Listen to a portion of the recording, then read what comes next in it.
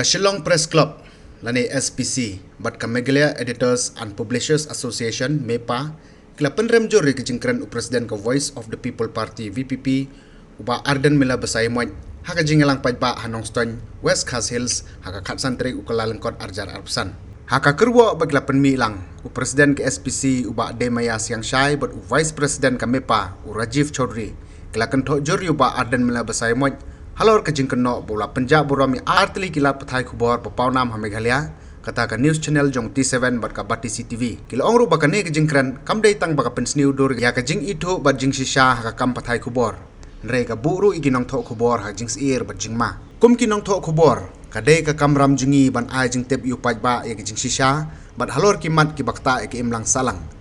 ki jingkan no be an bom don nongrem kompalapan pau do ba Ardent basai moy kilong ki bakta jori ke jing Sngi ke jing shisha bat ke jing trekam balait lut jong ki nong tho khubor laong ka kerwo ka SPC bat ka Mepa kilaya dawa ba Ardent un ai ke jing pensai mardor halor ke jing kran jong u da ka ba pen shisha ba ki khubor blapan mi do T7 bat Bati CTV kilong ki bom shisha bat ki dei ki bat mu ban Punjab buram ya kinu ki brew ne seng sain perthai nalor ka ni ki seng ki nong pathai khubor kila dawaru ba Presiden ke VPP un Panmab Paidbah hapo Sngi nadu ka Sngi bo uyo ekne ke jing tho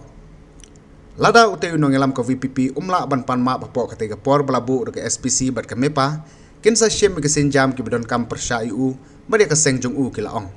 ki kenhun patai khubor kila yang scam ru halor ka hok light lut jong ki nong tho khubor bat pen pauru ba kano kono ka seng sain perthai seng bhalang ki sengking atiar ne ki nong elam jong kinu ki kenhun kemla ban bu jingkli ke jing tre hok bat bom sha liang jong ki nong tho khubor ban pendep ila ka kamram